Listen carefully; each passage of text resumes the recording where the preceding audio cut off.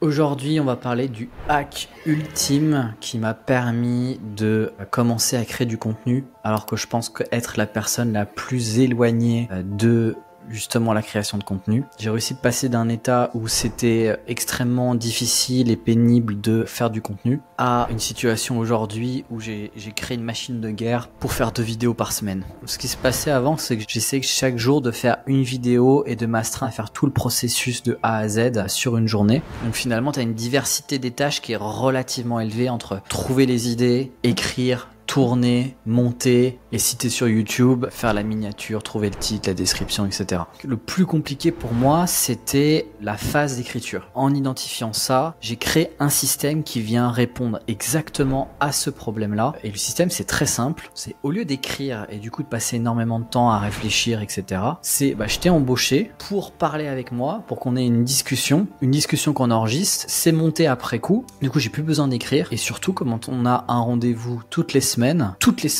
il y a X vidéos entre 2 et 3 qui sont produites sans effort par juste la création du système. Donc ce que je fais aujourd'hui, dès que j'ai une idée qui vient en tête, je la note dans la liste des idées. Comme ça, quand on a rendez-vous, on a juste à choisir 2-3 idées pour improviser et les tourner. Mais il n'y a plus à réfléchir à ce qu'on va dire, etc. C'est de l'improvisation. C'est léger en termes d'effort. Puisqu'on a un rendez-vous qui est fixé, il n'y a pas de procrastination, il n'y a pas d'effort, il n'y a pas de difficulté d'appréhension en termes de tâches, d'appréhender quelque chose qui est difficile parce que c'est challengeant. Donc j'ai transformé ce qui était finalement la partie la plus difficile en la partie la plus facile aujourd'hui dans la création de contenu. En ayant mis en place ce système, aujourd'hui, je me vois facilement faire 2-3 vidéos par semaine ad vitam aeternam pendant des dizaines d'années. Maintenant, je sais que c'est plus la production le problème. Le problème, c'est va être plus être la capacité à monter, la capacité à trouver les miniatures, à programmer, etc.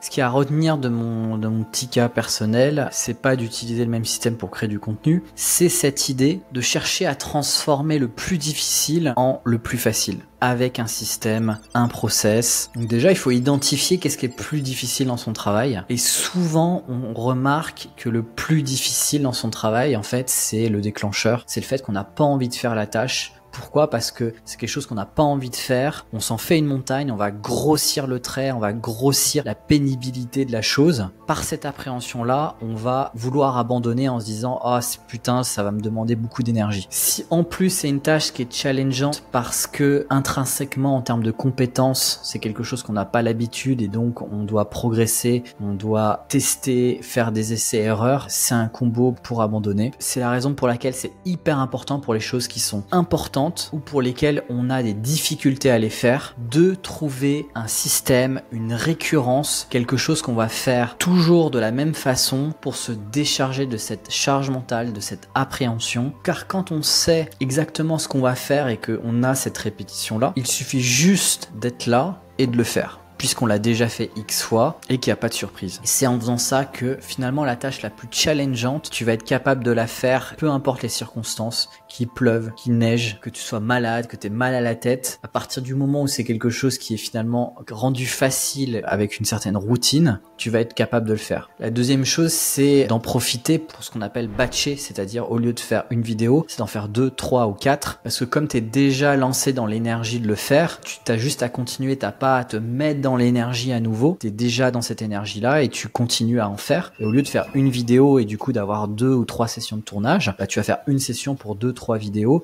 et ça va être beaucoup plus facile en fait. Il y a un créateur que j'aime beaucoup qui disait « Si tu abandonnes, si tu procrastines, c'est pas de ta faute, c'est la faute du système ». Et je trouve que c'est hyper intéressant en termes de philosophie de penser comme ça et d'aller chercher à simplifier à l'extrême. Je pense que l'être humain est fait d'habitude, il est fait de process et habitude. Donc il faut se trouver son système pour réaliser un projet. Un projet, ça peut être n'importe quoi. Un projet personnel, un projet professionnel. Si tu remarques sur les thématiques du dev perso, tout le monde part des habitudes, du pouvoir de l'habitude, de la miracle morning, etc. Et à chaque fois, les habitudes, c'est pris dans le sens de se forcer à faire quelque chose qu'on n'a pas envie de faire. Donc par exemple, ce que va dire quelqu'un qui fait du dev perso, etc. Si la chose la plus importante, c'est de faire des vidéos, tu fais des vidéos tous les jours, donc ça va rendre facile le truc. C'est complètement idiot. Ça fait peur de dire ça. Exactement, ça fait peur. Et au lieu de faire ça, c'est justement réfléchir à l'habitude pour rendre la chose la plus simple possible.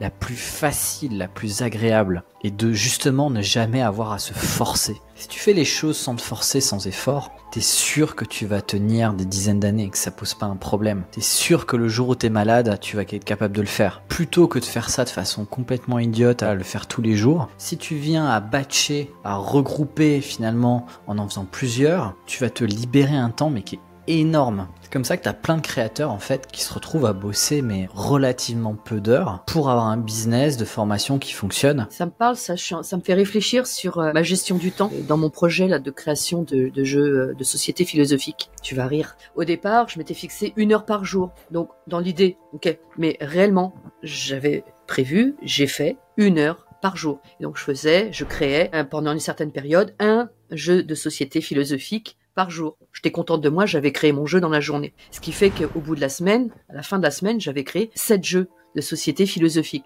Génial au niveau du temps. Quelle au niveau énergie du nombre de jeux. Devoir recommencer tous les jours. Et quand, voilà, je réfléchis maintenant et je me dis, naturellement, en fait, ces derniers temps, j'ai choisi de passer 4 heures d'affilée sur des jeux de société. J'en travaillais fallait que je trouve le prototype aussi, où j'en créais plusieurs d'affilée. Mais en effet, la gestion de l'énergie et surtout le potentiel de créativité est totalement différent. Il y a eu un phénomène dans ma tête, c'est que au bout d'un moment de cette période de 1 heure par jour, je suis tombée dans le piège d'en réfléchir même la nuit. Il y a des nuits où je dormais pas. J'étais en train de continuer à concevoir le jeu. Si tu sépares l'étape de l'idée de la réalisation de l'idée, ça te permet de décharger complètement ton esprit. Parce que dès que tu as une idée, tu as juste à la noter. Du coup, ça sort de ta tête. T'as pas besoin de la façonner, de la confectionner. Tu sais qu'il y aura un moment donné où ça sera le temps pour le faire. Tu es sûr de pas l'oublier puisque c'est noté. Et ça permet de complètement décharger. C'est pour ça que c'est bien de regrouper, d'avoir des cycles en termes de tâches. Parce qu'il y a des tâches qui demandent une certaine énergie. Par exemple, le brainstorming, c'est une énergie qui est créatrice. C'est pas la même idée que, par exemple, dans la création de contenu, de parler.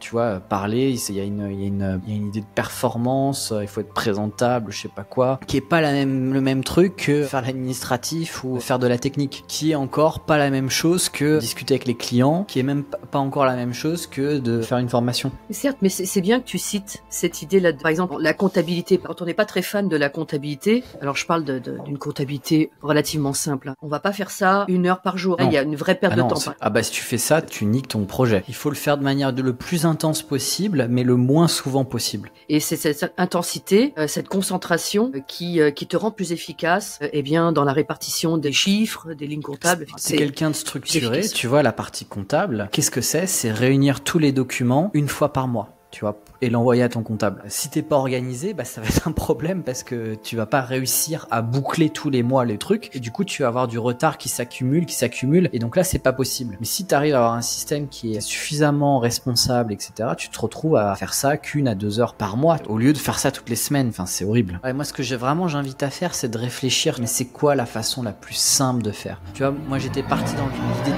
de scripter les vidéos alors que écrire c'est la chose la plus difficile pour moi. Du coup ça rajoutait une charge qui est énorme. J'ai essayé d'improviser tout seul à faire des vidéos, ça fonctionnait pas. Et en réfléchissant, je me suis rendu compte que qu'est-ce que j'aimais faire? Moi, j'aimais parler. Du coup, c'était le format live que j'aimais bien. J'ai commencé à faire des lives avec Victor Ferry, avec Léo, avec d'autres personnes, et avec Antoine, et je me suis rendu compte que c'était le format qui était pour moi le plus facile à créer. Et c'est comme ça que j'ai identifié ça et que je me suis dit, tiens, les vidéos YouTube, je vais travailler avec toi et ça va être des vidéos live qui vont partir en montage, etc. Et j'ai rendu le truc qui était le plus difficile sur la base de l'écriture en la chose la plus simple. Il faut faire ça avec les choses qui sont les plus importantes, les plus challengeantes. Et c'est ça qui fait la différence. En fait, c'est pas la capacité de travail à long terme, c'est de bosser de façon intelligente. Si t'arrives à bosser sans que ça soit un effort, alors que l'autre couillon, il doit dépenser un effort surhumain pour réaliser les mêmes choses que toi, déjà, tu vas avoir une vie qui est beaucoup plus agréable, puisque t'accomplis sans effort, tu vas avoir plus de temps, mais surtout, ça te sécurise. T'as un avantage compétitif en termes de travail qui est énorme. Et souvent, on entend sur Internet, oui, bosser beaucoup, c'est ça l'avantage compétitif, et c'est vrai que si t'arrives à bosser plus que les autres, ça l'est, mais ça c'est une autre forme d'avantage qui moi je trouvais beaucoup plus intéressant de réfléchir à sa manière de travailler. Pour le coup, qu'ils enjoignent à faire, travailler beaucoup, c'est pas travailler dans tous les sens. Tu peux faire beaucoup de projets, mais si t'es organisé, ok, t'as beaucoup de projets,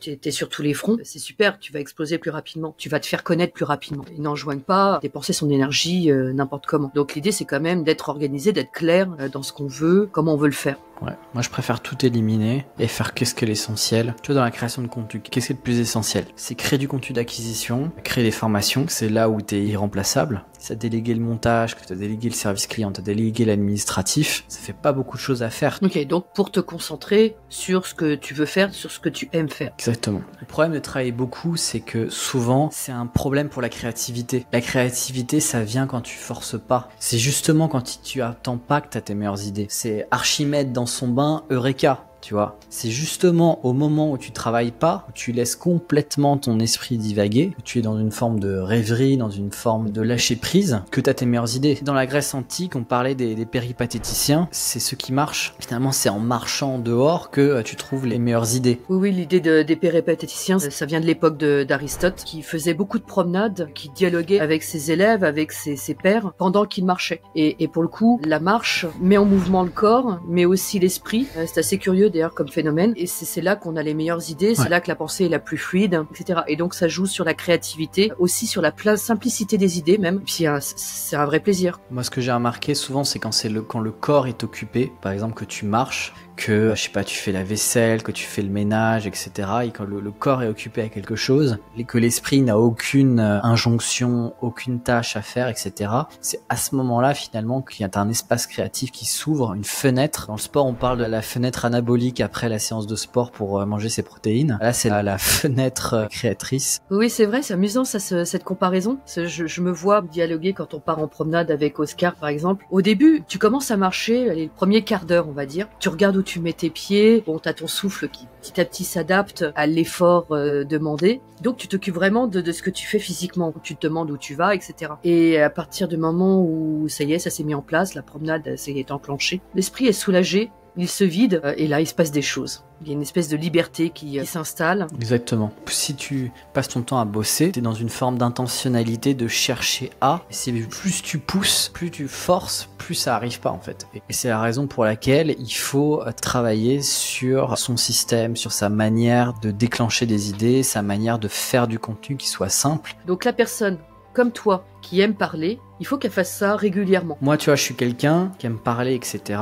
Qu'est-ce que je peux en tirer dans mon business? Je pourrais avoir un business de live, par exemple, aller sur Twitch. Je pourrais faire comme on fait, donc c'est l'option que j'ai choisie, d'embaucher quelqu'un pour faire du contenu préenregistré qui va être monté. Je pourrais me filmer durant mes journées, avoir un caméraman qui me suit dans ce que je fais, etc.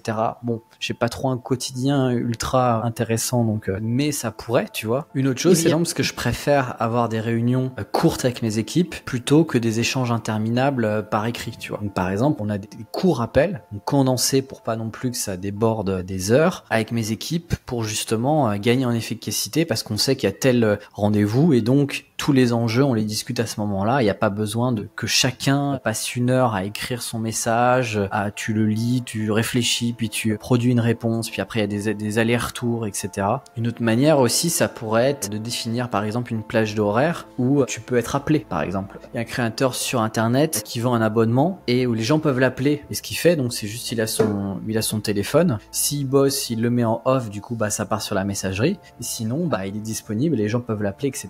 Pas besoin de prendre de rendez-vous, donc lui il a rien aussi dans son agenda. S'il est là, il décroche, s'il est pas là, il décroche pas. Tu peux faire ça avec tes clients, tu peux faire ça avec les personnes de ton équipe. Il y a plein de façons de repenser son rapport au travail. Ce qui est important dans le boulot, c'est de pas avoir à réinventer la roue tous les matins. Si tu te lèves le matin et que tu dois tout réinventer, c'est un truc qui te pète le cerveau, qui détruit ton énergie. C'est une pression qui est pas tenable à l'ultra long terme. C'est pour ça qu'il faut trouver une forme de récurrence, il faut trouver en termes de système la façon ingénieuse de produire ce que ton business a besoin, la façon la plus facile, agréable. Je corrigerais ce que tu viens de dire. Je parlerai pas de ce dont ton business a besoin, mais commence déjà par faire ce que toi tu aimes, ce que tu sais faire, ce qui est facile pour toi, et vois après quel business tu peux faire là-dessus. Évidemment. Je pense aussi que c'est un rapport avec l'authenticité, etc. derrière. C'est une autre Évidemment, discussion. si tu fais un business qui demande de faire que des trucs que tu détestes, ça va être compliqué d'avoir un avantage compétitif. Si t'as un connard qui kiffe faire les trucs que toi tu kiffes pas, il va avoir une longueur d'avance de fou sur le même business, quoi. Donc autant choisir un truc que tu kiffes faire. Et en kiffant ce que tu fais, eh ben t'as une plus grande force. Donc ça sert à rien de se forcer à faire un truc qu'on n'aime pas faire.